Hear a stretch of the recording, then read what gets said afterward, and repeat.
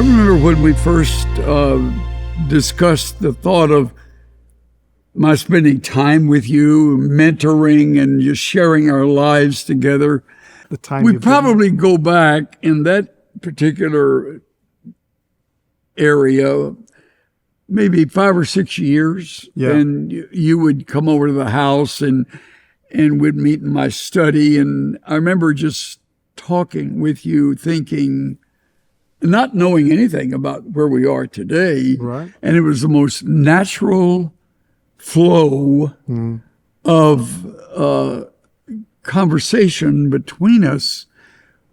People may have the idea that we sit around quoting verses to each other, and it isn't like that. No. It's sharing life. Yeah. It's going over things that concern us, thrill us, make us excited, give us a reason to look forward to what lies ahead.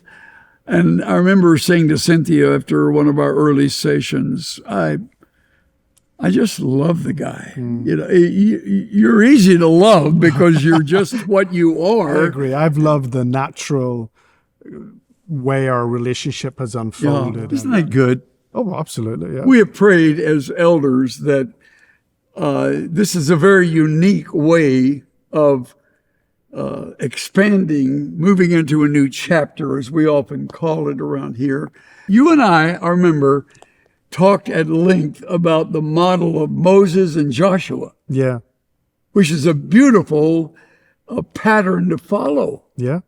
I love it. And Elijah and Elisha, we talked about as well. Right. And Paul and Timothy, yes, they were friends and ministry colleagues. Yep. For a beautiful season together. Yeah. And I love that we're getting to do that. I do too. That we're getting to be alongside of one another, not just in the privacy of our homes and in your study, right, but now including a broader family into that. Certainly it's a blessing for me to be able to minister alongside of you. God was at work long before we knew. Yes. He was at work in our relationship. Isn't that good? And had plans in mind that were not revealed to us when we were walking together until at some point in the walk together with him.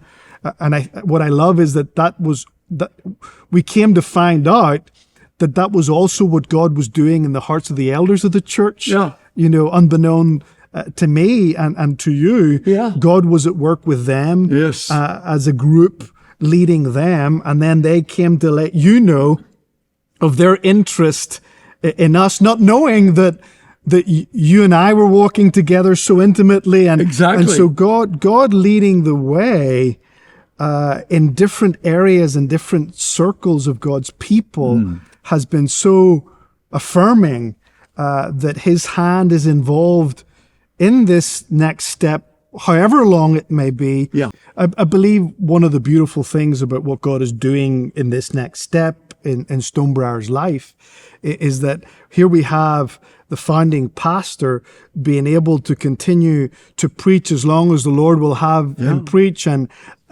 you knowing full well that I can have a season as senior pastor taking responsibility for the staff and caring for them, and then the ministry direction of the church at large. It's a perfect little season where we can work together with sort of separate responsibilities, but because of our relationship, be able to do it without competition or without frustration.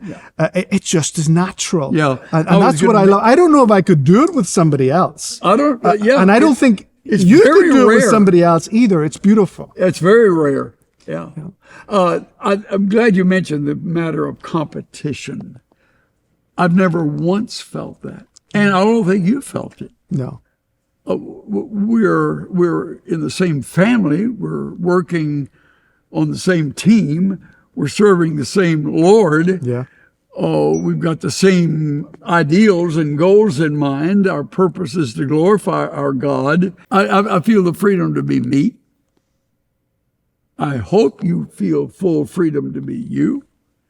And that works its way toward the most natural and truly spiritual future Yeah. and health for a church. Yeah, I love that too. Stonebriar, one of the things that has impressed me over the years as you've had me in quite regularly has been their love for the Word of God. You love the Word of God, I love the Word of God, but they really love the Word of God. They do. And that is so attractive in a congregation. They you know, we talk about expository preaching, but I love that they're expository listeners, right? That's a phrase that's thrown around a little bit, but I love that. They come ready to hear from God. That's Not to be entertained, but because they want to hear God speak into their lives and what that means for them that week. And that's attractive to me. I've also loved seeing their kindness toward my family and I, their hospitality, their generosity, you know. It's a marvelous It's group of attractive. people. Yeah, it's my kind of people. If you're like that, Yeah. then I want to be around you. Sure. That feeds me. That's contagious to me. Yeah. It's Christ-like. And I love what has developed here as you've led these people of God for the last 25 years. It's spiritual, and it's a beautiful legacy that I believe will continue into the future. I pray that for you and for me, that we would never take any of what God has done for us or through us for granted. We hold it, as Corrie ten Boom taught me, hold it all loosely. Hold it loosely. And that is what you will do. I know you will. I have utmost confidence that you'll not drift from that. Well, that's my desire too. God will use you in a way that pleases Him and honors His word and equips a flock. That's God's work at its best. Yeah. Well, thank you for both words. of us. Yeah.